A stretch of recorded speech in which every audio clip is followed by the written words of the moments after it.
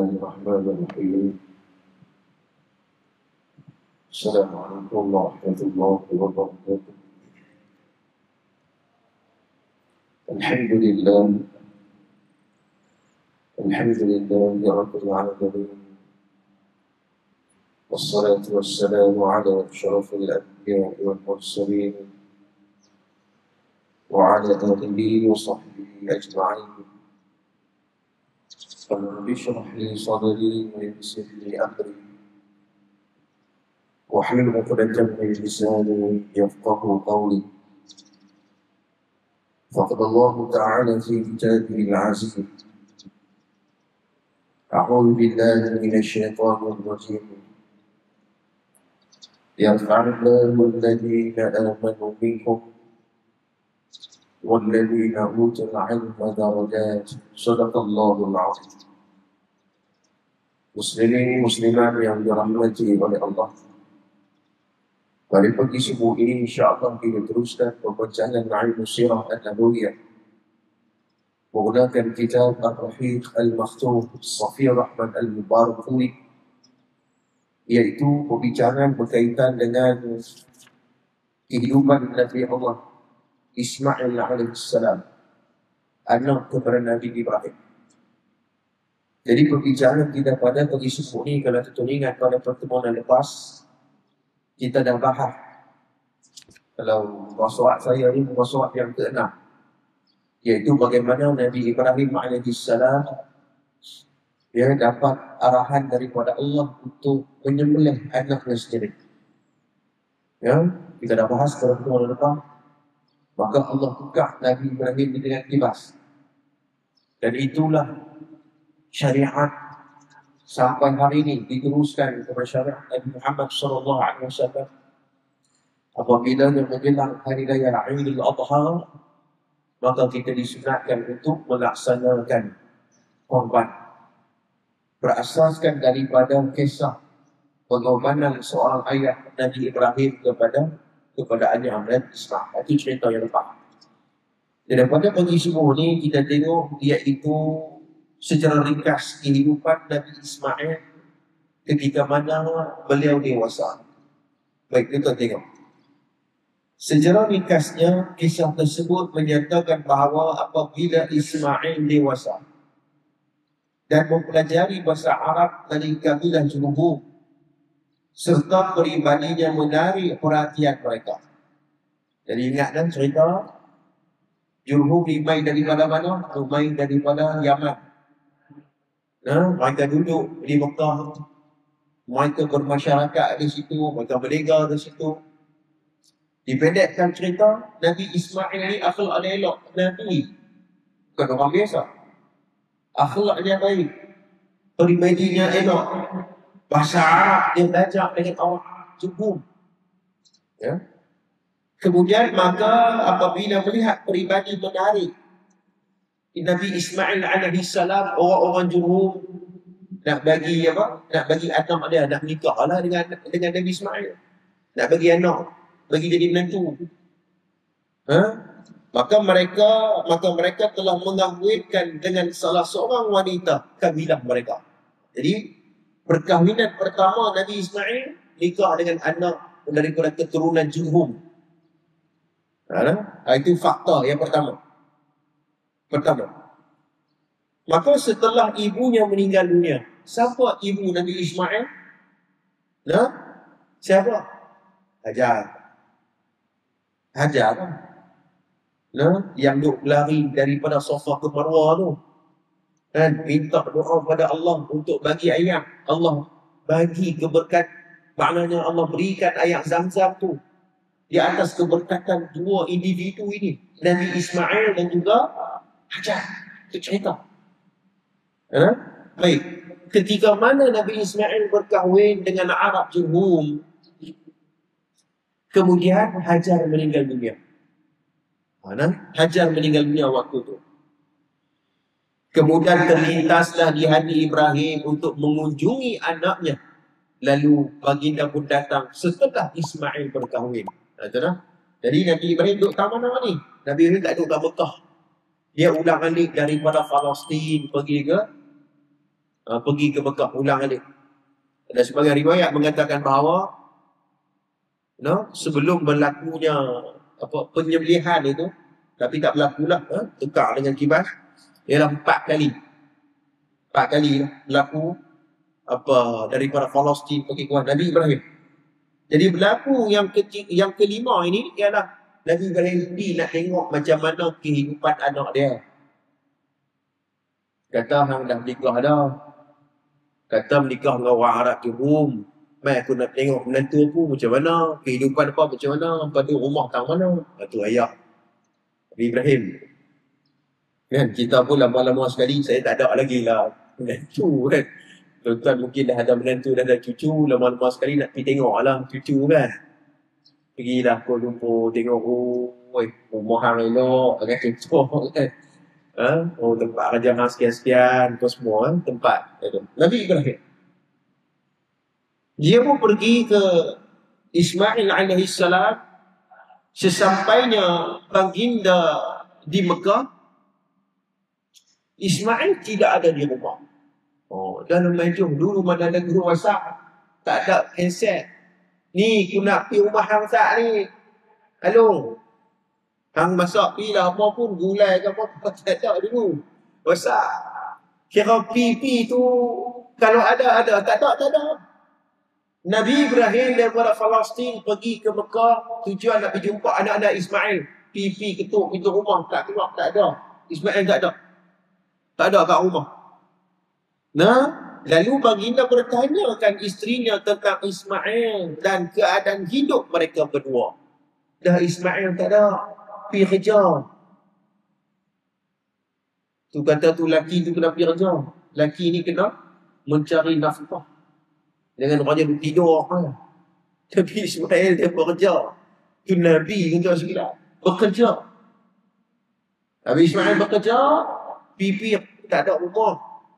Nabi Ibrahim tanya, ni isteri anak aku kan ni? Ya, saya bapa kepada Ismail. Terkejut dia. Ni kali pertama nampak pak betul. Kali pertama nampak pak betul. Isteri kepada Nabi Ismail tu. Jadi bila Nabi Ismail tak ada, Ibrahim tanya, macam mana keadaan hampa? Makan minum hampa macam mana? Keluarga hampa macam mana? Tu ayah. Dia tanya walaupun dah beranak pinak pun, ayah dia takkan seorang ibu dan ayah lah. Dia takkan biarkan anak dia terpontang-kanting seorang diri. Kan? Bukan mengawal. Mengawal tu satu hal lain, tu pun pening juga. Kawan tu dah ada keluarga, semua dia nak komplain. Apa hang pakai tirai ni? Masih kau hang pakai kursi ni? Awak hang bucat warna ni? Tu dia lah semua dia nak komplain. Biar pergi kat dia lah, tu rumah dia. Dia ada kehidupan dia. Tapi kalau seorang anak memerlukan nasihat, ayah bagi nasihat. Betul tak tuan sekalian? Bukan kata nak kawan. Bagi nasihat, bagi pandangan. Ayah tak bagi pandangan. Bukan kawan. Kawan tak boleh.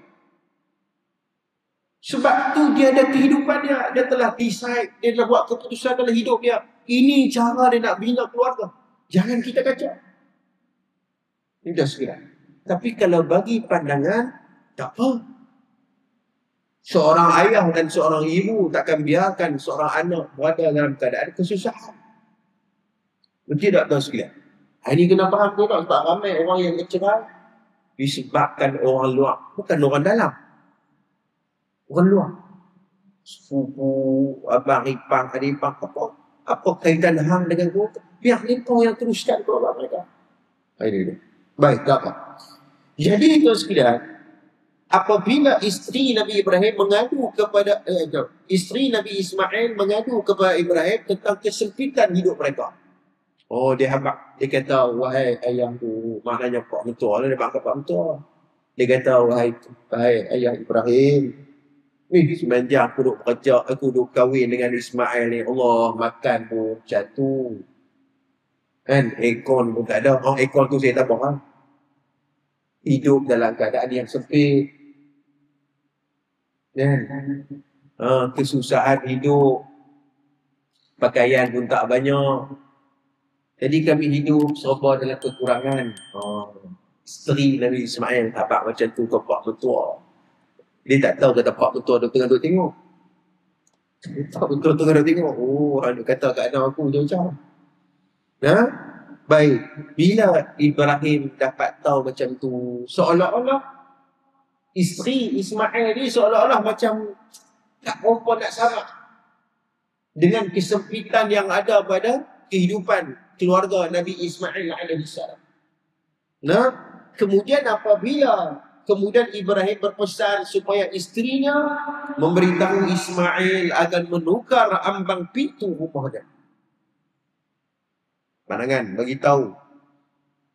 Ni bila Ismail balik ni, hang abang dekat dia kata tukar pintu rumah. Ismail mengerti apa yang dimaksudkan oleh bapanya.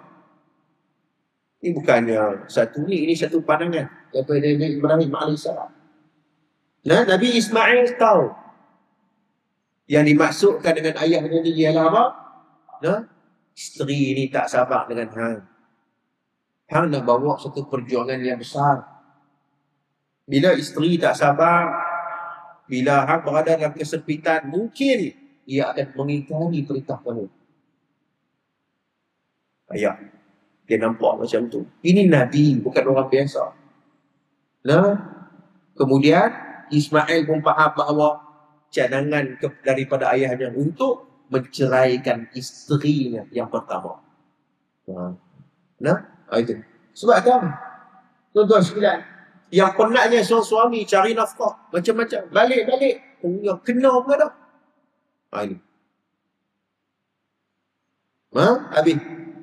Jadi Nabi Ismail menerima, kita kata, pandangan nasihat daripada ayahnya Ibrahim untuk menceraikan isterinya. Sebab tu tuan sekalian, orang perempuan ni kena sabar. Kena sabar. Sebab tu dalam satu nas Al-Quran, Allah berfirman dalam satu ayat Al-Quran, Allah berfirman surah An-Nisa, "Fas-salihat qanitatun hafizatun lil-ghaib." Yang bermaksud isteri yang salihah ialah yang taat dan menjaga hak suami ketika mana ketiadaan suaminya. Para ulama tafsir menyebut bahawa kesabaran isteri dalam keadaan suami susah. Bukan Ismail tak buat kerja. Ismail buat kerja, cari makan, cari rezeki. Tapi isteri tak kuat. Kita orang lain dapat orang lain dapat kereta sebiji. Saya apa ada? Dia duduk mandi dengan orang lain. Saya apa ada? Abang bagi apa kat saya? Kan? Bukan kawan tu tak buat kerja. Dia usaha dah cari makan. Tapi tak hak tu saja, hak tu ada. Kan? Tak syukur. Jadi bila tak syukur, sebab tu fassalihatu qanitatun hafizatun lil ghaib. Isteri yang salihah ni, dia jaga hak suaminya, dia jaga keaiban suaminya, dan dia jaga hak-hak ataupun kita kata harta-harta yang ditinggalkan oleh suaminya. Itu. Itu. Baik. Jadi maknanya perkahwinan pertama Nabi Ismail adalah maknanya daripada kaum Jurhum. Cerai pertama. Kemudian isteri kedua Nabi Ismail ialah puteri muda bin Amru, iaitu ketua kabilah Jurhum. Maknanya mai daripada Jurhum juga. Ni pun bukan orang biasa, orang hebat juga. Nikah dengan anak ketua kampung lah, ataupun ketua kabilah Jurhum. Nama dia anak kepada Muda bin Amru. Jadi ini perkahwinan kali kedua Nabi Ismail. Baik. Ni nak cerita, nak sampai kat keturunan Nabi SAW ni. Dia kena mulakan tu dulu. Saya kita akan tengok perenggan kat bawah tu. Itu kaitan antara satu sama lain.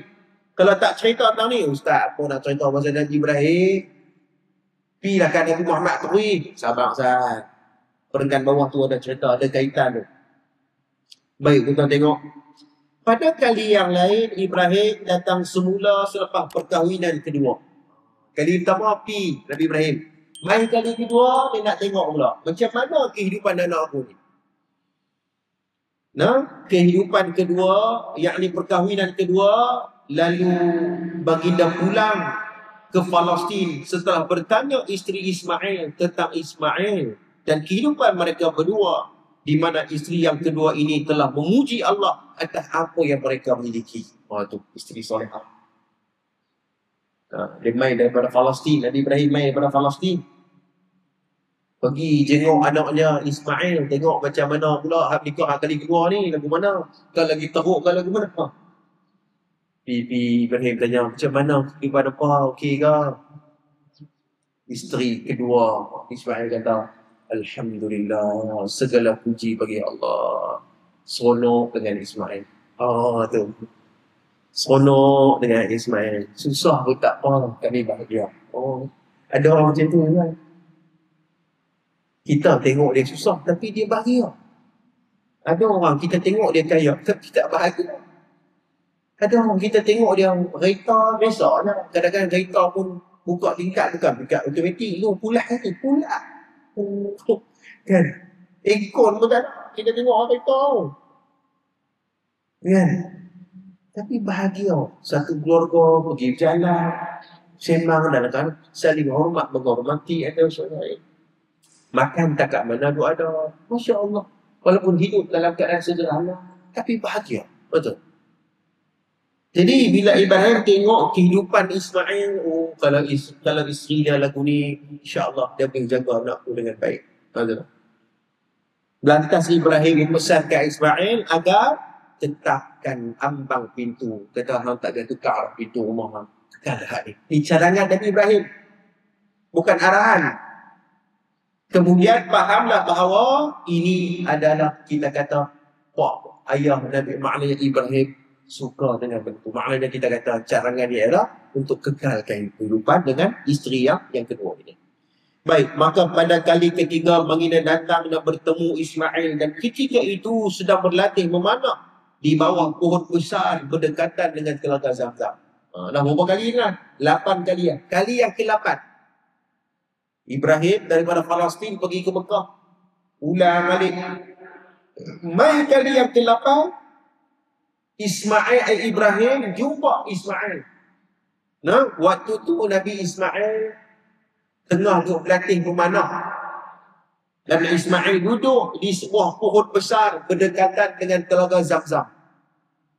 Lepas ni kalau pergi ke Masjidil Haram, cerita ni berlaku dalam Masjidil Haram. Tu pentingnya sirah tuan-tuan. Dia bukannya pergi buta macam tu pergi Mekah tu. Sebelum pergi buat umrah tu, bagi ada dulu persiapan nak ilmu sirah ni. Baru seronok.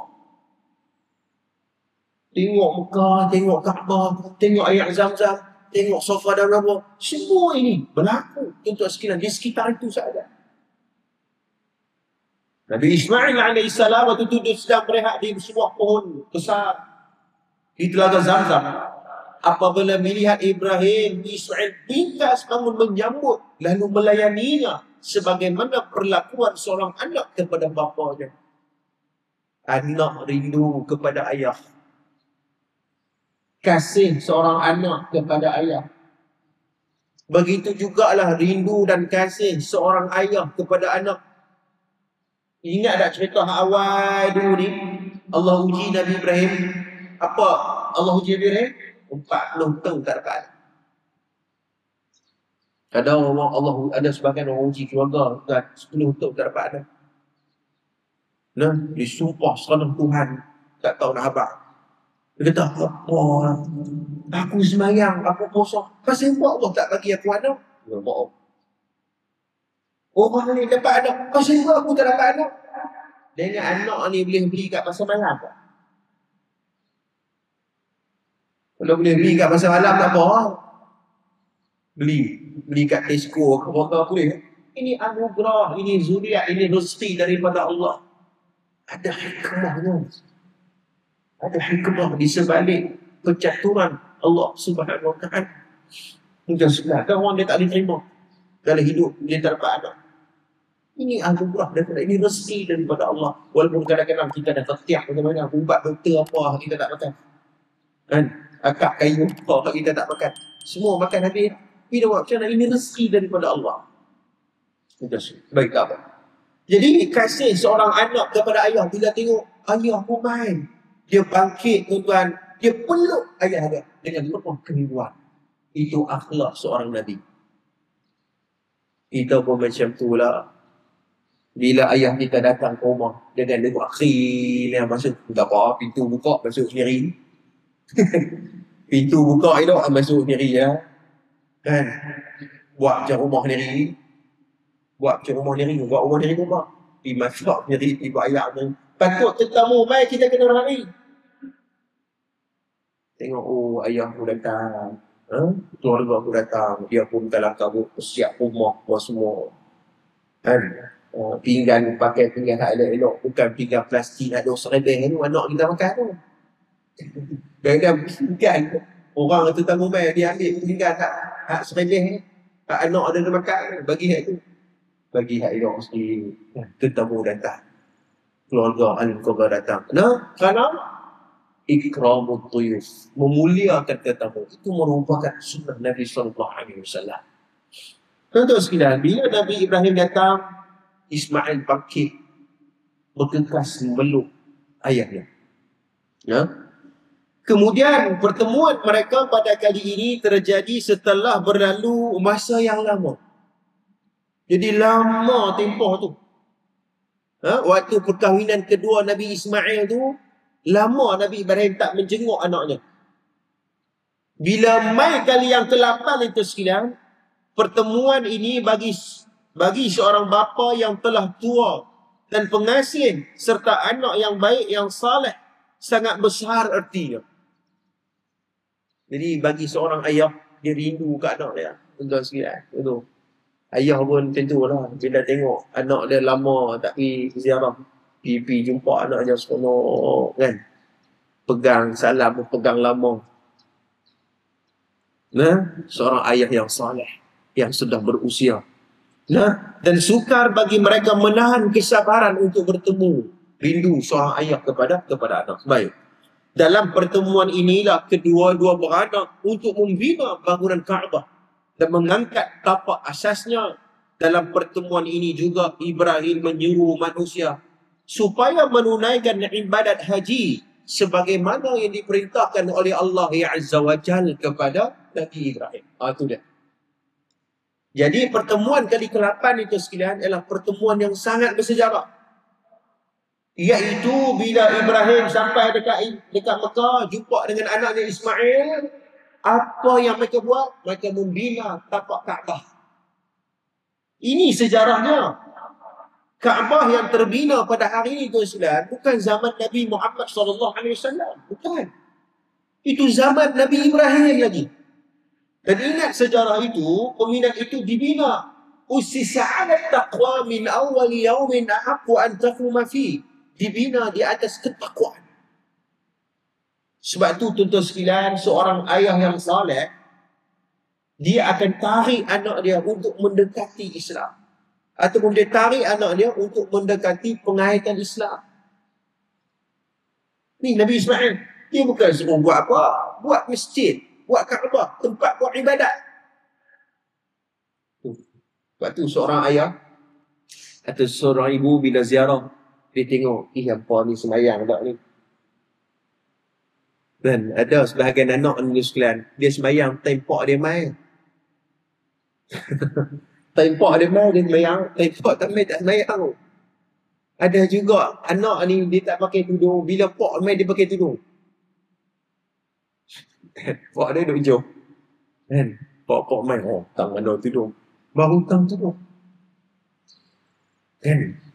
Kiblat pun sebahagiannya tak tahu. Kiblat rumah, tang mana kiblat? Pak main musafir jalan jauh, tang mana kiblat. Kalang kabut dia. Bang Ustaz tak masuk bilik tak. Rupanya baru nak check kiblat kat kompas. Kiblat. Ini mengaku punya sikit. Sebelum ayah tu main tak sembahyang. Tak sesuai Arab dan seumpamanya. Sebab tu, bila ibu dan ayah datang, dia tengok ibadat anak dia ni macam mana. Bukan nak komplain, tapi nasihat. Dengan hikmah. Jangan lebih beletiak. Beletiak paim. Sebab dia dah ada keluarga, dia sudah besar. Bagi nasihat dengan penuh hikmah. Ini kebijaksanaan seorang ibu dan ayah. Untuk sekalian, ini kebijaksanaan daripada seorang ibu dan ayah. Nasihat. Tengok waktu yang sesuai. Untuk bagi teguran. Terutamanya kewajipan mereka sebagai seorang Muslim. Sebagai seorang Muslim. Itu. Jadi untuk sekalian, jadi berlakulah pembinaan Kaabah. Kemudian, dan inilah bermula pensyariatan haji. Jadi maknanya haji ini mula daripada zaman Nabi Ibrahim lagi. Tawaf, zabaih, penyembelihan, wukuf di Arafah dan seumpamanya, itu semua ialah berlaku zaman Nabi Ibrahim alaihissalam. Jadi Allah telah mengurniakan Ismail 12 orang anak lelaki hasil perkahwinan dengan puteri muda. Jadi ada 12 orang anak. Jadi ada 12 orang anak hasil daripada perkahwinan dengan isteri muda. Antaranya ialah Nabi ataupun bina Lut. Yang kedua Qaidar, Adba'il, Mibsham, Mishma', Duma, Misha, Hadad, Yatma, Yatur, Nafis dan Qaiduman. Ustaz, kami tak pernah dengar nama ni. Memanglah ni cerita 1000 tahun dulu punya cerita kah? Ni bukan cerita tahun 2025. Cerita ni sebelum Nabi lahir lagi. Nabi SAW. Memang nama macam tu lah. Qaiduman, Duma, Misha, Mudad dan seumpamanya. Ini nama-nama 12 anak Nabi Ismail alaihissalam. Baik, daripada kesemua anak ini lahirnya 12 kabilah yang kesemuanya dalam satu masa pernah mendiami Mekah. Jadi maknanya 12 orang ni, mereka ada keluarga mereka dan mereka ada keturunan-keturunan mereka. Jadi kuih ramai lah, kuih ramai. Dan mereka duduk di Mekah. Dan sumber kehidupan mereka yang utama ialah berdagang ke negeri Syam dan juga Yaman dan Mesir. Jadi sumber ekonomi 12 orang anak Nabi Ismail buat apa? Mereka ni meniaga. Suka berdagang. Pergi ke Syam, bawa barang-barang daripada Mekah, meniaga kat sana. Daripada barang Yaman, bawa main meniaga kat Mekah. Itu cara mereka. Mereka berniaga. Anak Nabi Ismail alaihissalam. Setelah itu, kabilah-kabilah ini bertebaran di seluruh semenanjung Arab. Sebab tu anak-anak kita ni juga bila mengaji pandai esok ni, dia tak duduk dengan kita dah. Betul tak? Dia ada suami, dia ada isteri, dia ada anak-anak. Mereka akan duduk, mungkin duduk di Kuala Lumpur ke, di Johor ke. Kalau jadi cikgu tu dapat posting ke Sarawak, dia kata, abah tak boleh balik lah, nak duduk kat Sarawak. Nak buat lagi tu. Dia dah duduk sana. Dia dah ada rumah dan sebagainya. Dia ada kehidupan di sana. Betul sekalian, dia dah seronok duduk di tempat dia kerja. Betul sekalian, dia tak duduk dengan kita dah. Maka bertebaran. Begitu juga berlaku kepada anak Nabi Ismail. Bertebaran. Ada yang duduk di semenanjung tanah Arab. Di seluruh semenanjung tanah Arab. Bertebaran. Zuriat Nabi Allah Ismail alaihissalam. Dan dengan berlalunya masa, berita tentang keturunan mereka pupus sedikit demi sedikit. Melainkan anak pinak daripada Nabi dan Qaidar. Jadi daripada 12 orang yang saya sebut sebentar tadi ni, dah mereka bertebaran di seluruh tanah Arab, di semenanjung tanah Arab, yang dapat dipastikan keturunan mereka yang masih ada ialah daripada 2 keturunan ni. Daripada Nabi dan juga Qaidar. 2 ni. Jadi Rasulullah ni mai daripada mana? Mai daripada Qaidar. Dia pitang tu. Nabi Ismail ni Qaidar dan keturunan Nabi Muhammad SAW menjurus kepada Qaidar. Itu. Jadi tamadun orang-orang Luqti ataupun Nabatain di utara Hijaz mula bergemilang. Jadi anak Luqti ni kalau tengok dalam sirah ataupun orang-orang Nabatain, Nah, mereka ini apa Nabi ini merupakan anak sulung kepada Nabi Ismail. Nabi ini anak sulung Nabi Ismail, dan boleh rujuk dalam Al-Quran, surah Al-Baqarah ayat 136. Ayat ini cerita tentang isyarat keturunan Nabi Ismail. Nah, dan Ibn Sa'ad Al-Kalbi dan Imam Tabari mengatakan bahawa keturunan Nabi ni, anak sulung Nabi Ismail ni, mereka ni banyak menetap di bahagian utara Jaziratul Arab, termasuklah Taima, Wadi Al-Qura dan Syam. Jadi Nabi ni banyak duduk di sekitar itu. Keluarga Nabi, anak pertama, anak sulung Nabi Ismail. Dan mereka termasuk di antara kabilah Arab Musta'ribah. Arab Musta'ribah, kalau kita ingat cerita hal awal itu, dia ada dua jenis orang Arab, Arab Musta'ribah dengan Arab Aribah. Jadi Nabi ni dia termasuk di antara Arab Musta'ribah, keturunan Nabi Ismail alaihissalam. Baik, itu. Jadi maknanya bila orang-orang ataupun keturunan Nabi ini maka mempunyai kuasa waktu itu. Mereka ada kuasa, mereka ada kerajaan, sehingga kawasan-kawasan Hijaz berdekatan semuanya tunduk kepadanya. Jadi orang-orang duduk di pemerintahan orang-orang Nabatin. Jadi mereka ni ada kerajaan. Anak sulung Nabi Ismail ni ada kerajaan besar di tanah Hijaz dulu ni. Jadi kemudian apa yang berlaku kepada orang-orang Nabatin ataupun anak sulung Nabi Ismail dan keturunannya, kita berhenti tentu dulu. Jadi cerah dah luang tu. Jadi tengok tu sekalian, InsyaAllah pertemuan akan datang kita akan tengok apa yang berlaku kepada keturunan Nabi ataupun keturunan Nabatin, orang Nabatin. Kemudian kita akan pergi ke perenggan yang seterusnya adalah Qaidar bin Ismail. Dan apa kaitan Qaidar bin Ismail dengan Nabi Muhammad sallallahu alaihi wasallam. Satu cerita tu. InsyaAllah tak apa, kita pergi sikit-sikit tuan-tuan sekalian. Tu tengok kitab ni 7 khatib kau surat bila nak habis bila tak. Tak tahulah antara saya pergi dulu ke tuan pergi dulu, kita tak tahu. Mudah-mudahan insya-Allah kita boleh menghayati sirah an-nabawiyah ini. Aku qauli hadza astaghfirullahal azim li wa lakum. Assalamualaikum warahmatullahi taala wabarakatuh. A'udzubillahi minasyaitonir rajim. Bismillahirrahmanirrahim. Alhamdulillahirabbil alamin. Wassalatu wassalamu ala asyrafil anbiya'i wal mursalin wa ala alihi washabihi ajma'in. Allahumma inna nas'aluka 'ilman nafi'an wa rizqan thayyiban wa 'amalan mutaqabbalan. Sallallahu ala Muhammadin wa ala alihi washabihi ajma'in. Alhamdulillahirabbil alamin.